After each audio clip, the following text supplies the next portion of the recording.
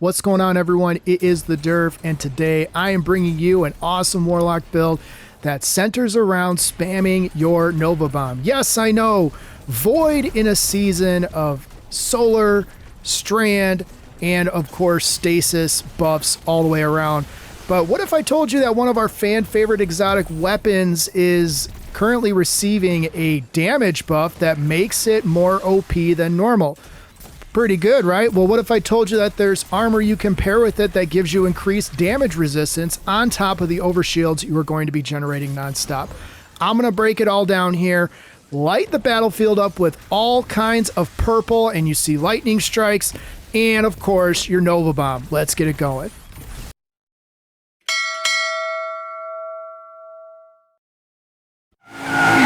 Started with our Void-tacular Novabomb spam prismatic Warlock build. We of course have to select Novabomb. Hurl an explosive bolt of void light at a target, disintegrating those caught within its blast. Novabomb travels slowly and seeks targets. Detonations shatter into smaller secret projectiles. Still one of the most fun supers to use as a Warlock, and now we're going to be able to use it even more often. For abilities, we have Phoenix Dive, Burst Glide, Arcane Needle for the 3-stack and melees, and the Vortex Grenade. We're going to go all Void here as far as our main abilities, with the ability to hopefully proc some other things. For aspects, we're going to go with Feed the Void. Defeat a target with any ability to activate Devour. Your Devour effects are improved, restoring additional health and grenade energy. We're going to be chucking grenades all over the place and getting unlimited amounts of health with this build. Next up, we have Lightning Surge. We're going to use our Arcane Needle to spam Lightning Surge. When sliding, activate your charge melee ability to blink forward, calling down lightning strikes that jolt targets as you rematerialize. Targets that are hit by your lightning strikes grant you stacks of bolt charge. We're going to be dealing lots of bolt charge with this build. We're going to be dealing lots of void projectiles with this build. And of course, we're going to be weakening a lot of enemies as well. For Fragment, Facet of Purpose is number 1 on the list. Picking up an Orb of Power is going to grant us an overshield. You are armored with the protective barrier of Void Light. Reduce damage taken from combatants. That is going to be key here. We're going to be going pretty aggressively with this build, and being able to spam our super is only going to make us go even faster. Next up is Facet of Awakening. Rapidly defeating targets with light or darkness damage or super final blows generates an elemental pickup of the matching damage type. So we are going to be generating Ionic Traces, Void Breaches, and maybe, just maybe, even some Tangles. So we're going to be getting a lot of ability energy back in a lot of different ways. Next up is Facet of Sacrifice. While you have an Arc Solar or Void buff, your ability Final Blows grant bonus Darkness Transcendence energy. We're going to be going through our light abilities very regularly, so being able to have a little bit of help with Darkness Transcendence energy is going to be key here. Facet of Balance. Next up, rapidly defeating targets with light damage grants melee energy. Rapidly defeating targets with darkness damage grants grenade energy. This is going to be key because, of course, we're going to be spamming our Lightning Surge and our Void weapons, which means we're going to have virtually an unlimited tap of melee energy coming back to us. Last but not least, Facet of Dominance. Your Void Grenades weaken targets and your Arc Grenades jolt targets.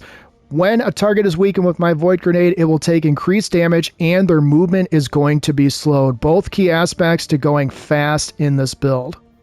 For stat distribution, I recommend speccing into Super, Weapons, and Melee in that order. Ironically, it is in the correct order as far as potency. 106, 104, 102. I promise I didn't do that on purpose. But you want your super to regen as fast as possible, and if you get a little extra above that and you get some additional damage, that's great. You want your melee to regenerate as fast as possible so you can generate your lightning surges and become amplified, and you want your weapons so you can get a bonus 15% damage for each weapon that you are using. For weapons, in the Kinetic slot, you can go with Festival of Light, Mint Retrograde, The Call, Until Its Return, or yes, Tina makes an appearance. Finally, I got a little upset at myself that I didn't feature Tina previously, but Tina's back, don't worry. Festival of Flight is great for general play. It's great for area tick damage. Mint retrograde, you probably don't need this because you've already got barrier covered with our exotic weapon. The call, of course, if you are going to be dealing with unstoppables, and until its return if you want additional help with overloads. Tina is just great all the way around because with Chill Clip, Tina can freeze pretty much any enemy in its path. For the energy weapon, there are 3 exotics we can pick from and 1 legendary weapon, but the best exotic, no doubt, is going to be Graviton Lance.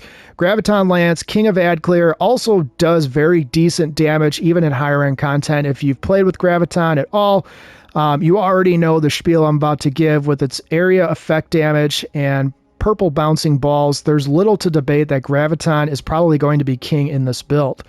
Next up would be third iteration, and you only would use third iteration if you have the catalyst. So if you don't, go farm the catalyst, get your kills, and then try to incorporate that into this build if you want.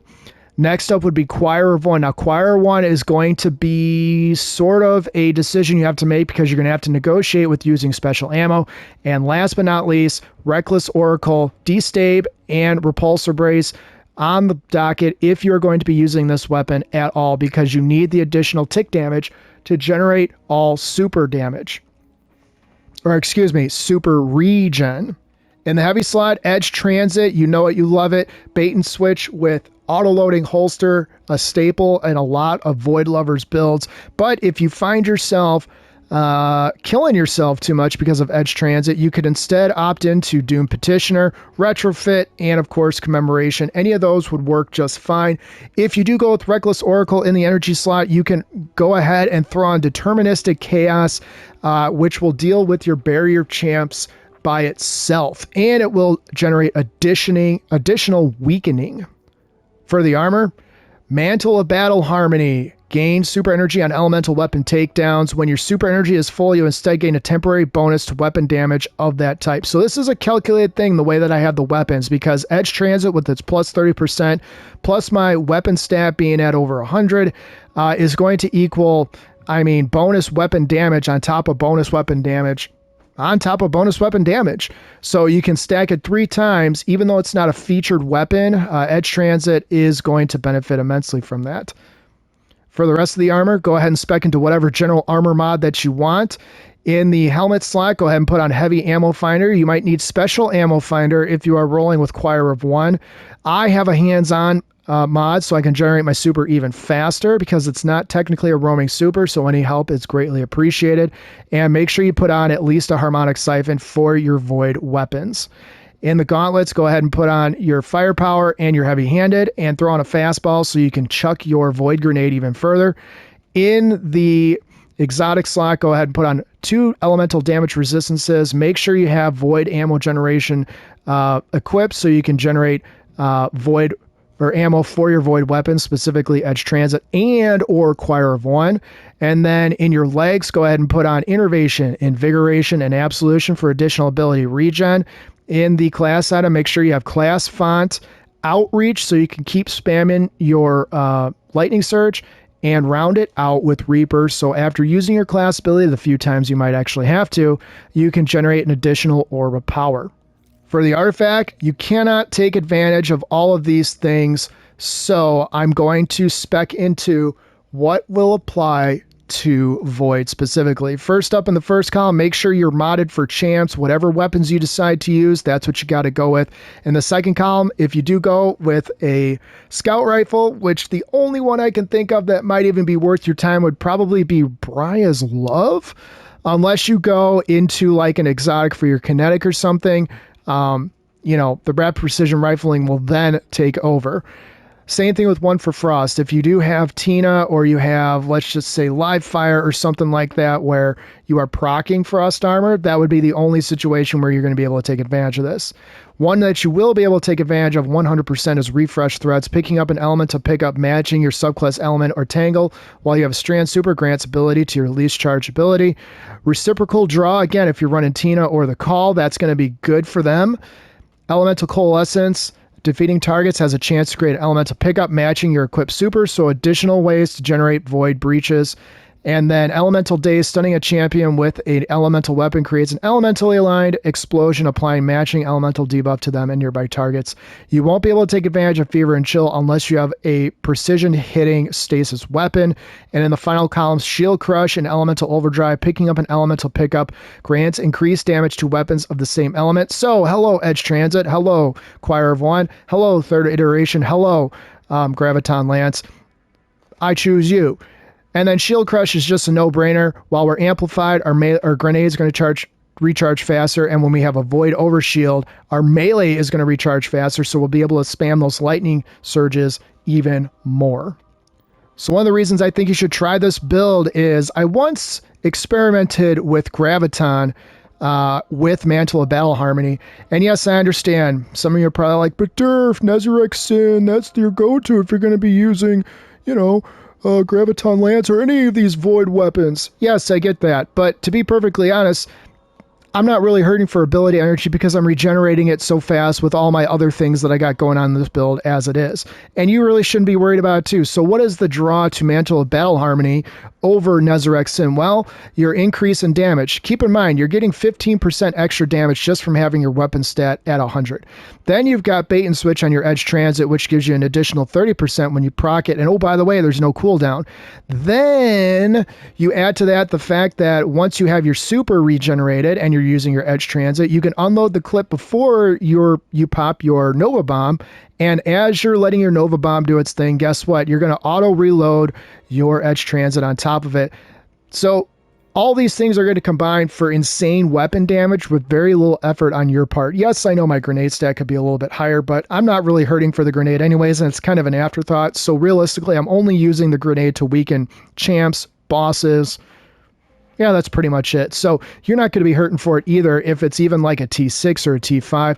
Maybe a little bit if you're at a T5 or T6. But if you can get this to a T7, heck, if you can get all these stats to a T7, you're still going to benefit from Mantle of Battle Harmony. And then max out your weapons at least at 100. If you do that, yes, I know Void is not king right now. Solar, Stasis, Strand, those are all the go-to plays for this season so far, but Void is no slouch. Novabomb is still powerful. You see it in the intro video. You see it when I switch over to the boss video here in a second. And it's still extremely satisfying to watch. So if you love Void, if you want a way to use a featured exotic like Mantle of Battle Harmony, get your damage resistances up. You can see I've got 9% damage resistance. And as the tiers increase, as the power grind increases for me, I will be able to bump that damage resistance up even further. And that's why I think you should try this build. So if you did find anything helpful in this video, please consider liking and subscribing. If you know a Guardian out there who loves Void but thinks, hey, you know what? Void is not being shown any love this season. Should I even bother using it? Absolutely, you should. Go ahead and share this video with them or send them my way. My goal is to help as many people as possible.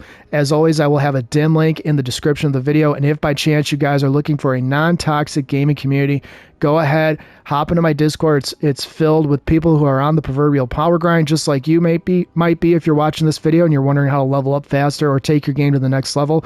And it's full of people that just want to help other people, and that's what a great community is all about. So shout out to my Discord for being so welcoming, and hopefully if you hop in it, you'll have the same experience that all those guys have had as well. So I'm going to switch over to the boss video, and yeah, you'll get to see Novabomb in action. So here we go, boss battle. And I know some of you are probably still like, Durf, you're not using Nezarec Sin. That's the only exotic to use when you're using Void weapons. Yes, I am fully aware, but there's a couple of reasons that I decided that I'm probably not going to bust out my Nezarec Sin at all this season.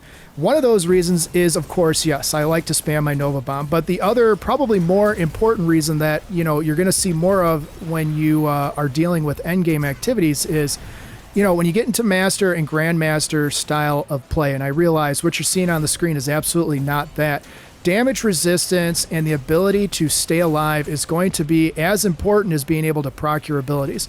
Well, we are already getting buffs from being able to spec into stats all over 100, so we're getting increased damages from those stats as well as regeneration over 70. Add to that the fact that you're proccing Void over Shield on a regular basis, and having that damage resistance on a featured exotic piece of armor, such as Mantle of Battle Harmony, now you get into sort of the long-term thinking, which is, okay, when I get to 400, 450 power level, I don't just want my abilities, I want to be able to stay using my abilities and survive in the battlefield no matter what is thrown my way, whether it's busy or extremely just dense in terms of difficult enemies. So hopefully you guys like this build. I will see you guys next time. Let me know what you think in the comments. Take care.